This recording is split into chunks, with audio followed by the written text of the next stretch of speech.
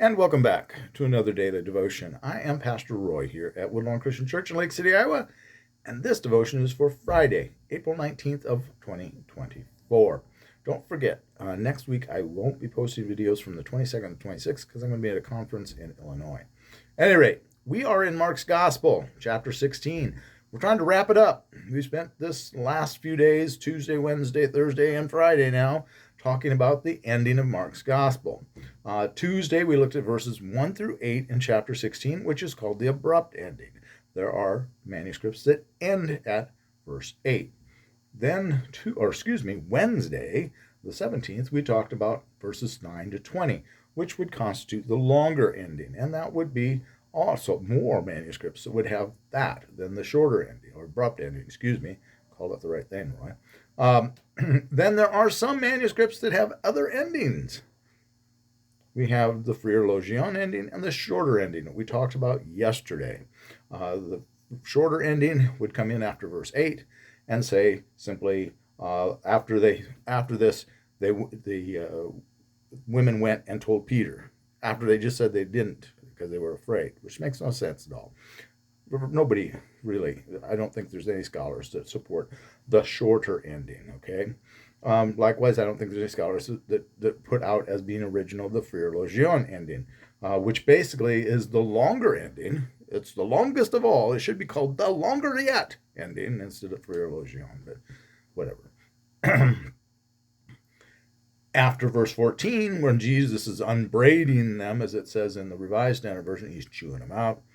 They say to him, hey, the devil made us do it. It was all because of the Satan. That's why we didn't see and we didn't understand. Because remember, in Mark's Gospel, the disciples all the way through don't get it. They don't get it in any of the Gospels particularly well. But in Mark's Gospel, they're particularly dim. And we talked a little bit more bluntly about that yesterday, but they're not the sharpest pencil in the box. And that's uncomfortable to us. That's a problem because we're looking at these guys are the pinnacle of the believers. They're the apostles. They're original disciples, and they look like morons, to be blunt. So that's uncomfortable. So we understand that ending was probably added there by somebody to basically reconcile the disciples with Jesus at the end. Kind of like at the end of John's Gospel, we have the three reinstatements, of Jesus after the three denials of Peter. Anyway, I digress. So those two endings don't get much support. But both of them do something that we can apply to these two as we look at them and try to figure out what is going on here. They deal with uncomfortableness, being uncomfortable. We're uncomfortable with the disciples looking like fools. So we throw the Freer Logion in there to make them look better. It was just the devil did it. It wasn't them. Not their fault. They get a free pass on that one. So it makes us feel better about it. Likewise, the shorter ending, people will say, well, if they didn't go and tell, how do they know? They go and tell. And let's see. And afterward, Jesus himself set out through them from east to west the sacred and imperishable proclamation of eternal salvation. And you've got the Great Commission there, kind of in a very abbreviated fashion. So, without further ado, let's go from the Freer Logion and the shorter ending to the abrupt and the longer ending, which is what we want to talk about today, after all. And we're 4 minutes in, and I haven't even gotten to what we want to talk about. For pity's sakes, Roy. Verses 1 to 8 are the abrupt ending, and that has the most scholarly support. Virtually all scholars, more conservative, even and more liberal, would agree that this is the authentic ending because of very important part of that is because it's in the two oldest and bestest. That's not a word, is it? The very bestest of all manuscripts that we have. There is an even older manuscript that doesn't have chapter 16 at all, and I think I referenced that the other day a little bit, but the oldest and the best two that we have stop at 8. Eusebius and Jerome both commented that most of the manuscripts that they were familiar with in their time, way back then, and Jerome did the Vulgate, translated the Bible into Latin for the Pope, that most of the manuscripts that they had access to ended at verse 8, and didn't have verses 9 to 20. Now, hopefully in your Bible, there's a footnote after 8, or at some point, telling you about what is the abrupt ending and what is the longer ending, and that some manuscripts do and don't have this, so that you don't, if they don't, that's very, that's not great. That's being a little bit, what do I want to say, deceptive, if you want to use the word. They should reveal that to you. You should know that there is a textual difference here. Why would they have put in this longer ending? Why would some later, whether it's a scribe or whoever, a second or third or whatever tier disciple, why would they have added this to the text at some point? And it had to be added fairly early, to be quite blunt. It was an early addition. It's not something that came along in the 4th century or something like that. It came along really quickly. But again, remember the whole thing with with Mark's gospel is that it was not popular.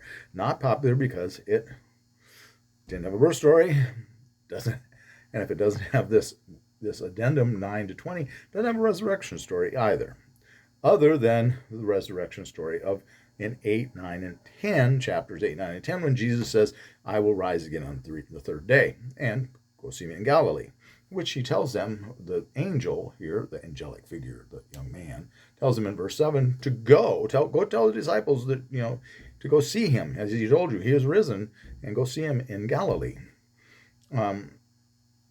Which, of course, the problem there, people say, well, if they didn't tell, then how did they go see him? Well, they already had told them 3 times to do it.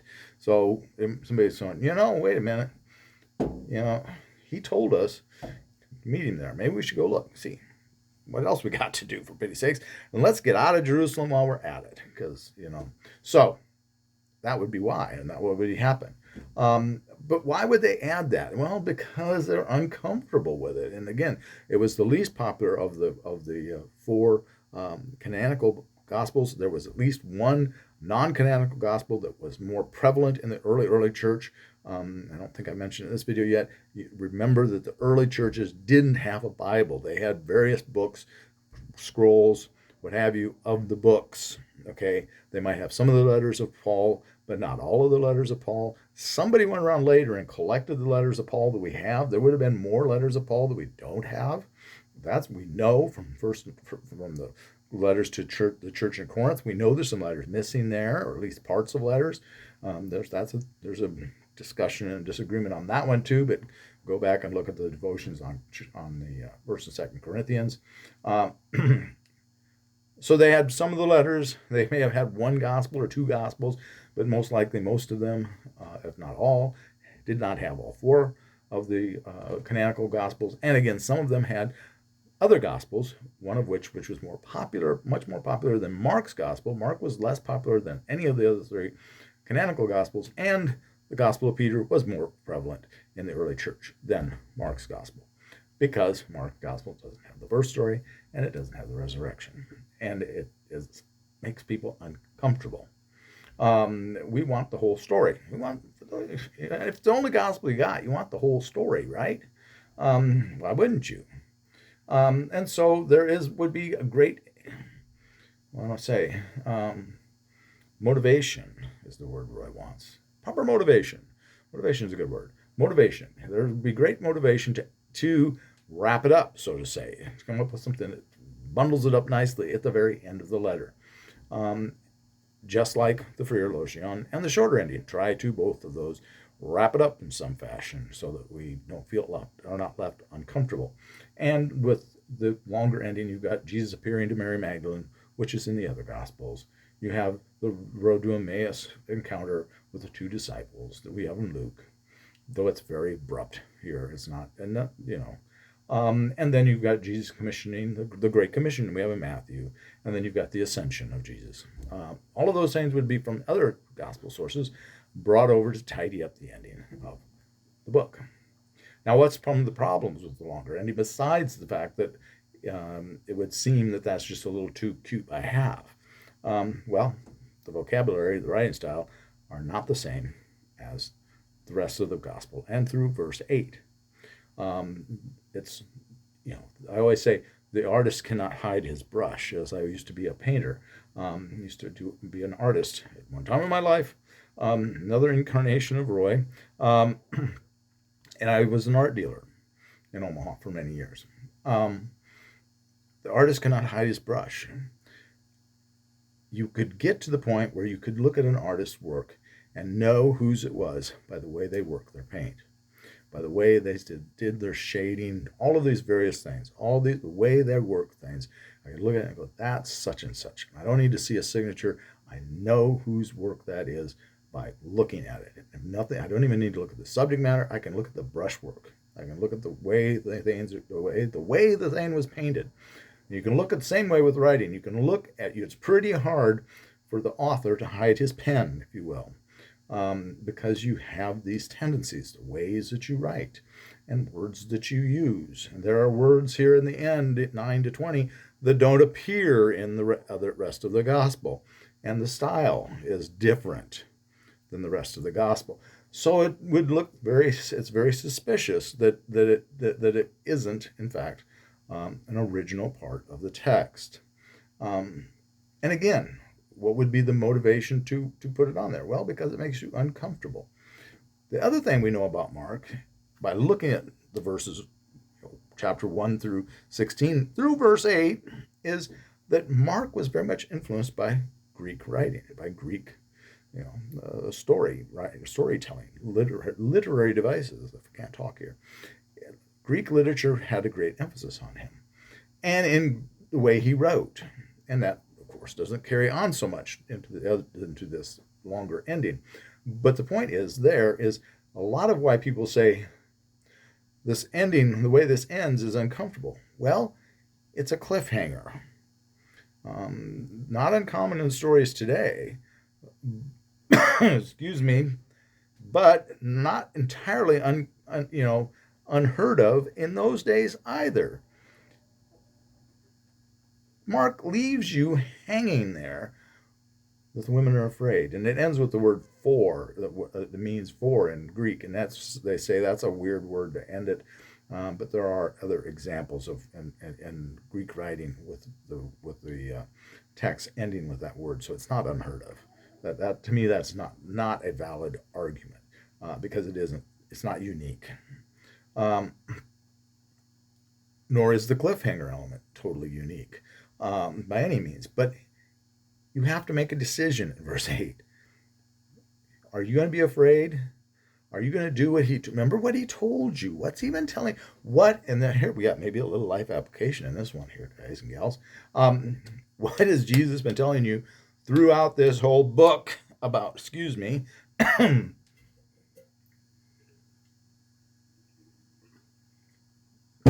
what's he told you through the whole Bible? To believe in him, to do what he's telling you. Even when you don't understand it, you do what he tells you. And I think that's the message of verses 1 to 8. We don't understand it. And we're afraid. And we have to make a decision. Are we going to be like the women have been the champions all the way through, and all of a sudden now they're not the champions? That's kind of interesting too, isn't it? Even they fall short. Are we going to behave like that? Are we going to go because we're afraid and not talk, not going to tell? Or even though we're afraid, are we going to go and tell? Are we going to go to Galilee where he's waiting for us? That is really, to me, the message. And I think when you ended at verse 8, it's a much more powerful, more dynamic, inspirational, motivational gospel than it is when we go through. Because the rest of it is just kind of like, oh, and blah, blah, blah, blah, blah, blah. But I understand people don't like to be uncomfortable. But you can't have growth and not be uncomfortable, folks. When you're working out, you go to the gym, you use the same weight always and every time, you're not going anywhere. You have to push hard enough or longer or do something different You have to push hard enough to make yourself uncomfortable physically. And here you're not making yourself uncomfortable physically, but you're making yourself uncomfortable maybe emotionally and spiritually. I have to make a decision. That's not comfortable. But you're not going to grow unless you deal with discomfort rather. You need to make that decision. Am I in or am I out? Am I going or am I staying? Am I hiding or am I going to be bold? Be bold. Actually, that's what I'm preaching on Sunday. Be bold in the Word. And that's what I see at the end of this. If we go with the abrupt ending, I believe, along with the majority of the scholars out there, that the abrupt ending is the actual authentic ending of Mark's gospel. That's the original ending. That the rest of it was added at some time later. It was early. And it is in the majority of the manuscripts. But why wouldn't it be if it makes people less uncomfortable? People like to be comfortable again. And it makes the gospel more palatable. Again, remember, Mark's gospel wasn't particularly popular in the early church. Maybe it became more popular once it got the longer ending, or the Friar Logion, or the shorter ending even. The Friar Logion would even be added to the longer ending, so it's even longer ending. People might like that even, but even better because the devil makes me do stuff too. Yeah, that's right. Anyway, being a little bit flippant on that one, I apologize. But at any rate, the point is that would make the gospel more palatable, if you want to look at it that way. And thus, I can see why it would become the more popular. But as I think I mentioned, Eusebius and Jerome stated in their lifetimes that most of the manuscripts that they had access to ended at verse 8. The fact that the majority that have survived, remember, we don't have all the manuscripts. It could have been that there were more of them at one time, or even more in total ever, but for whatever reason, those ones didn't survive. So counting manuscripts to me doesn't, you're counting ones that survive. That's not the same as which one was the most prevalent. World War II, using an analogy there, they did a study of the planes where they should put armor on the fight, or excuse me, the bombers that came back, and they said, these ones are coming back, they're shot up here, there, and there, and we need to put more armor on those places, until one gentleman came along and said, hey, these are the planes that come back with the bullet holes here. We need to put armor in those places where the planes that are coming back aren't shot up, because those are the planes that don't come back, get shot there. And that was the truth. And they did armor that, and they had more planes, saved more planes. The manuscripts that may have not survived, maybe there's a reason. Somebody was more inclined to discard that one because I like this one over here, so we're going to get rid of that one. This one's got an extra writing in it. We'll get rid of this one's getting old. We'll burn that one, and we'll keep this one. This is human nature, and so I apologize if that offends you, but we have to remember we're dealing with human beings. And again, bottom line, I think the gospel's more impactful. It means more. It speaks more to me anyway, if we ended at verse 8. However, good thing though is, it doesn't really matter.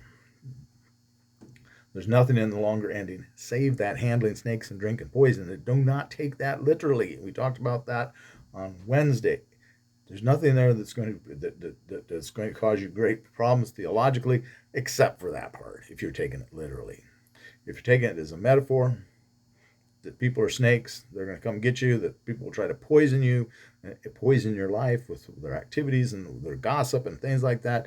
If you look at it that way, I think, or perhaps some other way, as in a metaphoric way, I don't see a problem with that. Again, if you take it literally, you're probably going to die. Don't do it. All right, that's Mark's gospel. We wrapped it all up. We're even a little longer than yesterday. Oh my word. We'll start Philippians next, and remember, I won't be posting any devotions over biblical books or Bible books next week. I may put up a couple of sermons, though. I'm way behind on sermons. Have a blessed day. Be a blessing to someone today.